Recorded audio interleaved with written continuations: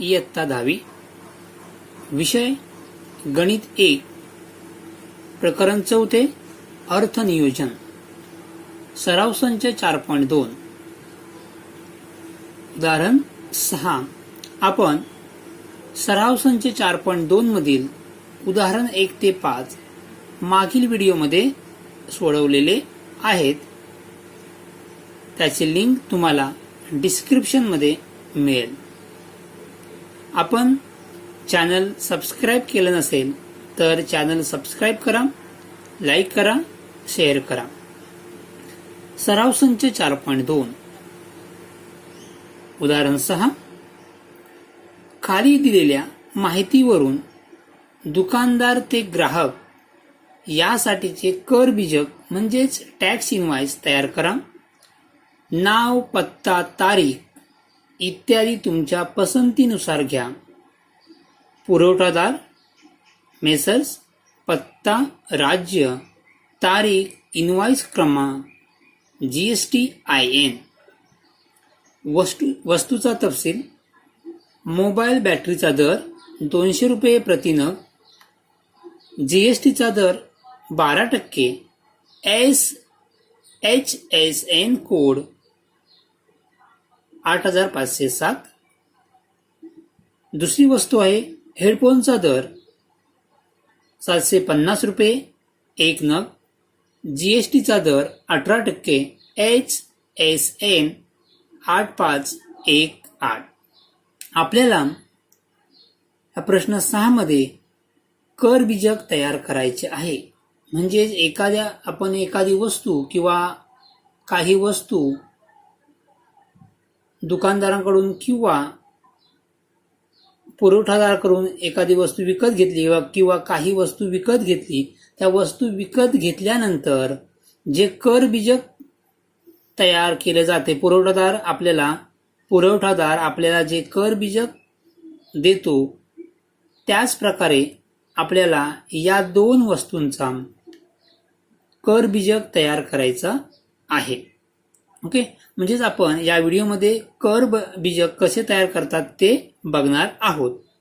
2 वस्तू घेतलेल्या आहेत, मोबाईल बॅटरी आणि हेडफोन. आपण या वस्तूंचा कर बीजक तयार करायचा आहे आणि आपल्याला या पुरवठादाराचे नाव स्वतः आपण लिहायचं आहे आपल्या पसंतीनुसार, पत्ता आपण लिहायचा आहे, राज्य आपण लिहायचं आहे, तारीख लिहायचं आहे, इनव्हॉइस क्रमांक सुद्धा आपण लिहायचा आहे. फक्त आपल्याला वस्तूंचा तपशील दिलेला आहे, बाकी सर्व त्या कर बीजक मध्ये आपण स्वतः लिहायचं आहे. कर बीजक वस्तू खरेदीचा टॅक्स इनव्हॉइस किंवा वस्तू खरेदीचा कर बीजक. टॅक्स इनव्हॉइस इंग्लिशमध्ये म्हणतात, तर मराठीमध्ये काय म्हणतात? कर बीजक. पुरवठादार आपल्याला योग्य ते नाव लिहा. तुम्ही ज्या ठिकाणावरून, आता इथे मी पुरवठादाराचं नाव घेतले पायोनियर इलेक्ट्रॉनिक्स. हे नाव घेताना वस्तू कोणत्या आहेत त्या बघायच्या. इथे मोबाईलची बॅटरी, हेडफोन आहे, म्हणजे हे दुकान कोणतं असलं पाहिजे? मोबाईल शॉप असलं पाहिजे किंवा इलेक्ट्रॉनिक्सचं दुकान असलं पाहिजे. म्हणून या ठिकाणी नाव घेतलंय पुरवठादार पायोनियर इलेक्ट्रॉनिक्स.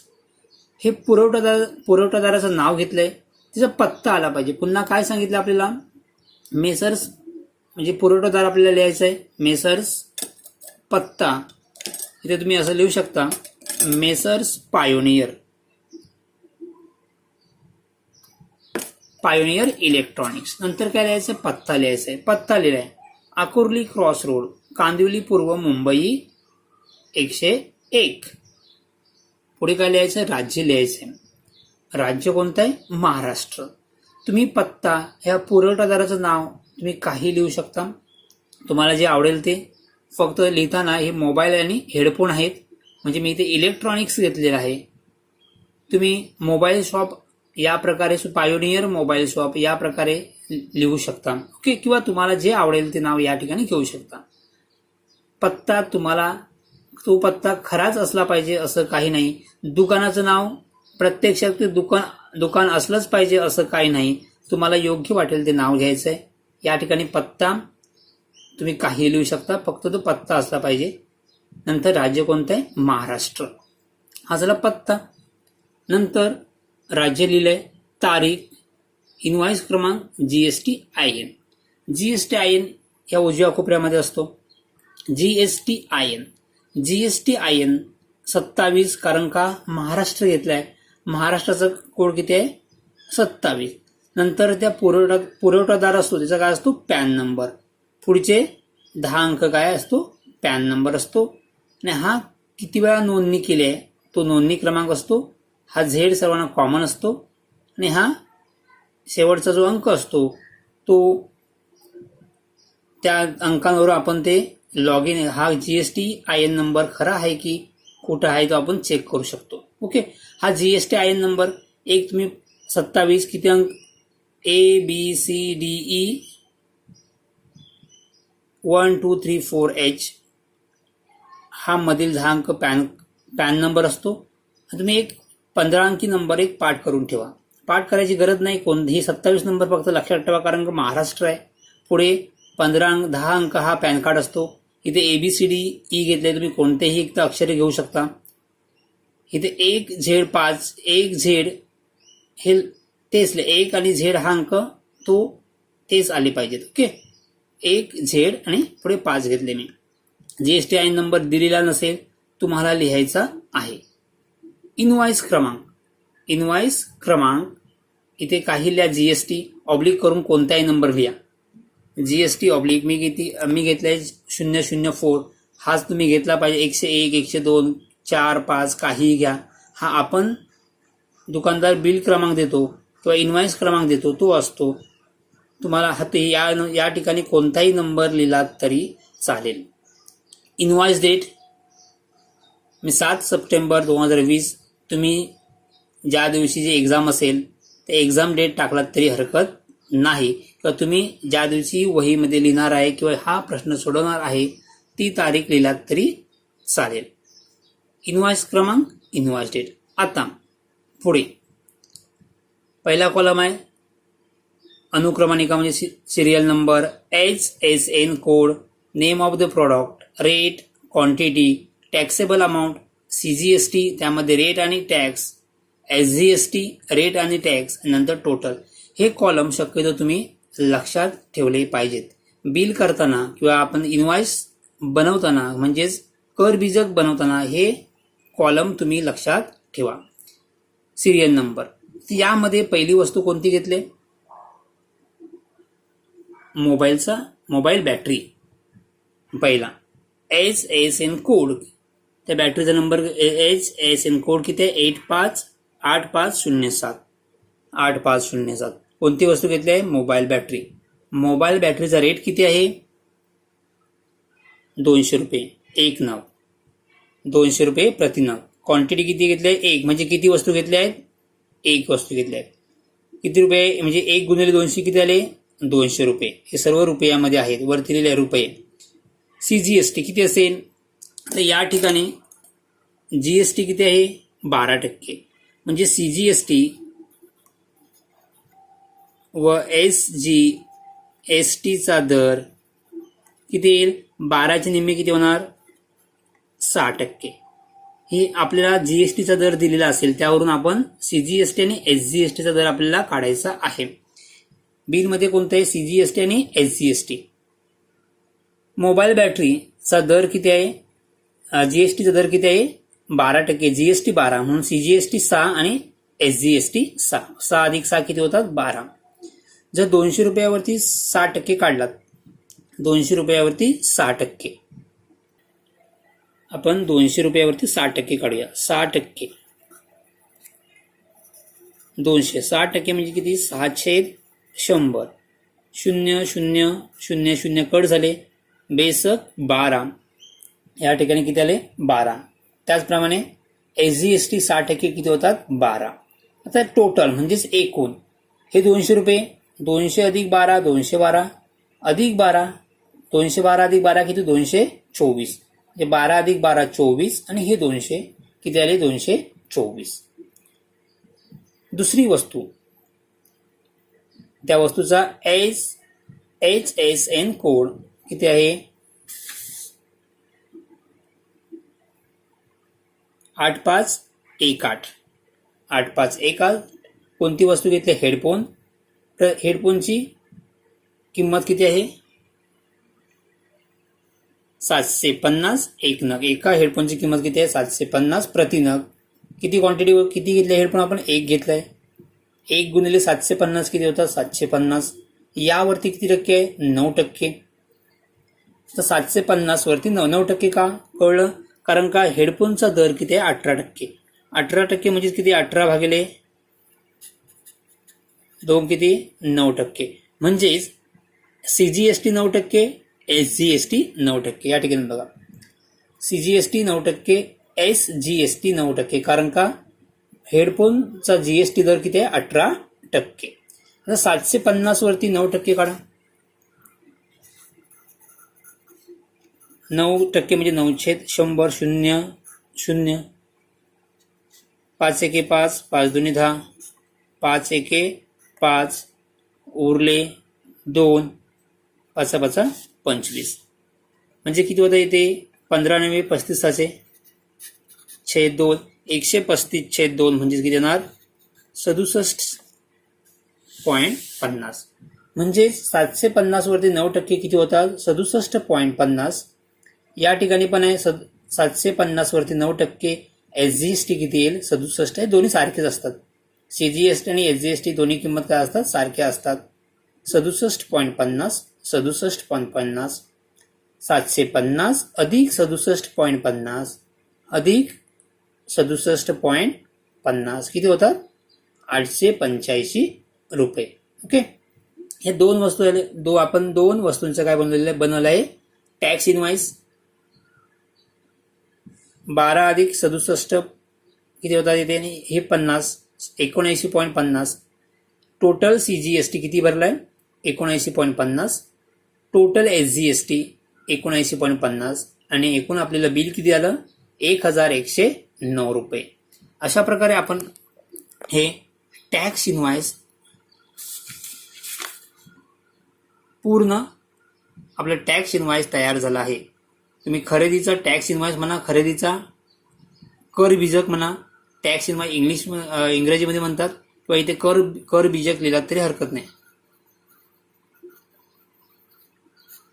कर बीजक कळ हा तक्ता तुम्ही शक्यतो हे कॉलम तुमच्या लक्षात असणे आवश्यक आहे. याच प्रकारे आपण प्रश्न किंवा उदाहरण 7 सोडवूया. उदाहरण 7 सोडवण्या अगोदर हे टॅक्स इनवाइस व कर बीजक दुकानदार ते ग्राहक यांच्यामधील होतं. म्हणजे दुकानदाराने ग्राहकाला दिलेले काय बनवले होतं आपण कर बीजक. ओके. दुकानदार ते ग्राहक. आता आपण उदाहरण 7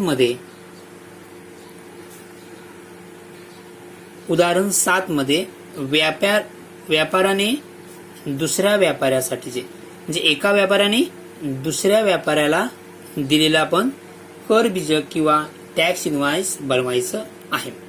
प्रश्न 7.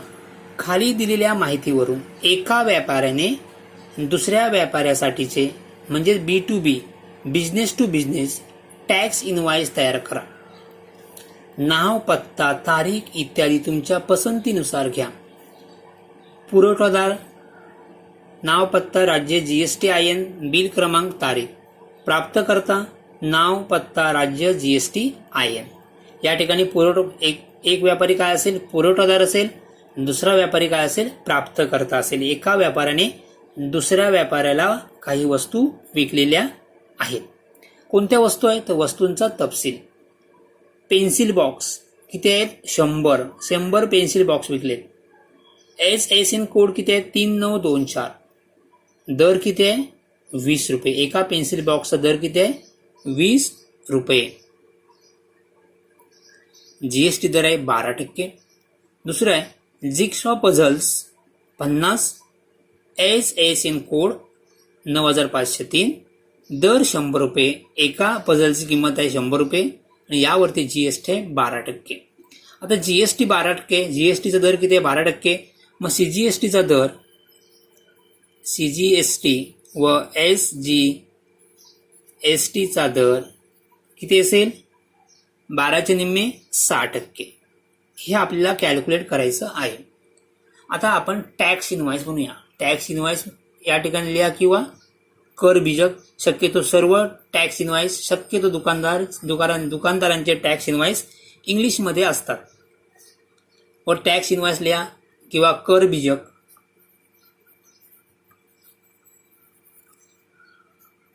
कर बीजक लिहिला तरी चालेल. पुरवठादार या ठिकाणी सुद्धा आपल्याला पुरवठादाराचं नाव, हा पहिला व्यापारी, हा दुसरा व्यापारी, पहिला पुरवठादार, दुसरा प्राप्तकर्ता, नाव आपल्याला लिहायचं आहे. वस्तू पेन्सिल बॉक्स, स्टेशनरी सारख्या वस्तू आहेत. सो मी लिहिले डांगे एंटरप्राइजेस. डांगे एंटरप्राइजेस. तुम्ही तुमचं नाव लिहू शकता. पत्ता लिहा काही. 280B pioneer complex, Kandivali, Mumbai 400101. या प्रकारे पत्ता तुम्ही काही लिहू शकता. एरिया कोणताही घ्या चालेल. पुरवठादार, त्याचा GSTIN number 27 ABCD 1 2 3 4 H1 Z आहे, Z5. ओके. हा पुरवठादाराचा GSTIN नंबर. नंतर प्राप्तकर्ता. डांगे एंटरप्राइजेसने कुणाला विकले? मंगेश स्टोअर्सला. ओके. मंगेश स्टोअर्सला काही वस्तू विकलेल्या आहेत. हा सुद्धा व्यापारीच आहे. ओके. हा पत्ता दादरचा आहे. Mangesh stores, Dadar, Mumbai 400028. प्राप्तकर्त्याचा GSTIN number 27 PQRST 1 2 3 4 H1 Z5. हे दोन वेगवेगळे असायला पाहिजेत, कारण काही दोन्ही व्यापारी वेगवेगळे आहेत, त्यांचा GST नंबर वेगळा आहे. मी सिंपल इथे ABCD ऐवजी काय घेतलंय? PQRST. ओके. हे दोन GST झाले. पत्ता. आता इनवॉइस क्रमांक.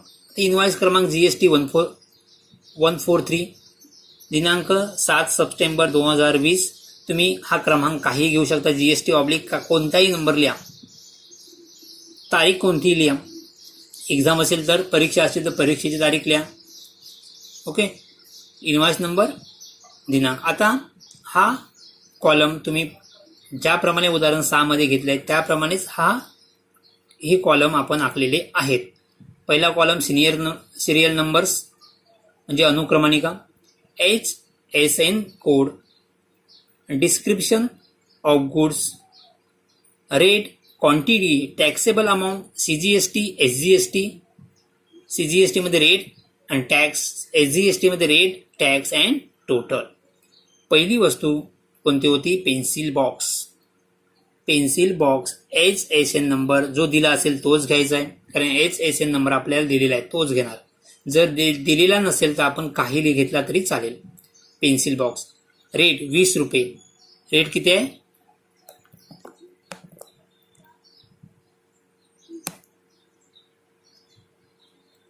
रेट 20 रुपये. 20. क्वांटिटी किती आहे? 100 बॉक्स आहेत. किती वाग? 100. 100 गुणिले 20 किती होतात? 2000. एका बॉक्सची किंमत 20 रुपये. असे 100 बॉक्स घेतले. 100 गुणिले 20 होतात 2000, म्हणजे 2000 रुपये. त्यावरती GST किती आहे? 6%. आता 2000 वरती 6% काढा.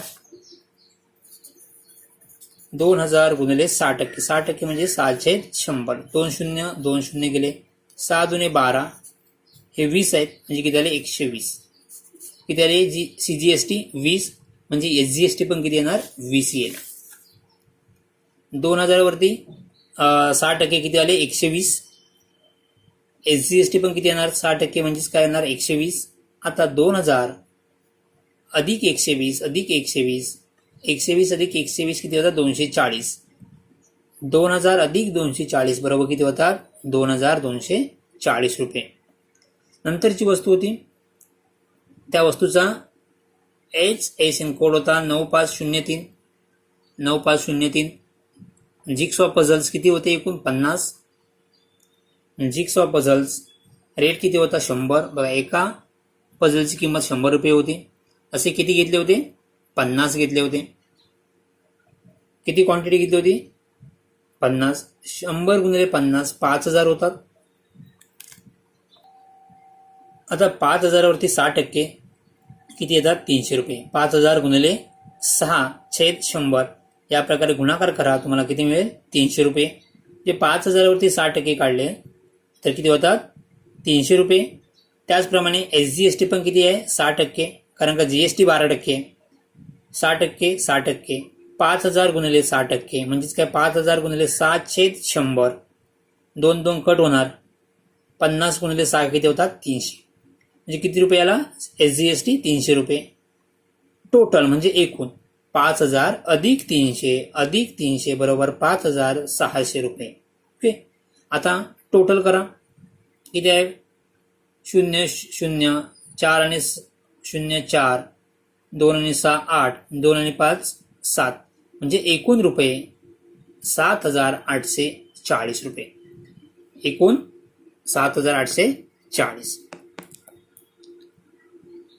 अमाऊंट इन वर्ड्स, ते हे आपल्याला अक्षरे लिहायचं आहे. 7,840, 7,840 ओनली. कंपनी पॅन बघा, इथे कोणताही घेऊ नका, जो वरती पॅन नंबर दिला असेल. इथे 27 नंतर पुढचे 10 अंक वर्णाक्षरी ही काय असतात? H पर्यंत पॅन नंबर असतो. कुणाचा? पुरवठादार. प्राप्तकर्त्याचा पॅन नंबर PQRST ते H पर्यंत आहे. इथे कंपनीचा पॅन आहे, ही कंपनी आहे एंटरप्राइजेस. इथून प्राप्तकर्ता कोण आहे? Mangesh stores. Okay. So PAN number लिहा आणि note, please issue a cheque in favour of Dange enterprises. हा दुकान व्यापारी काय करेल? हा पुरवठादार याला माल सप्लाय करेल. माल सप्लाय केल्यानंतर हा प्राप्तकर्ता मंगेश स्टोर्स काय करेल?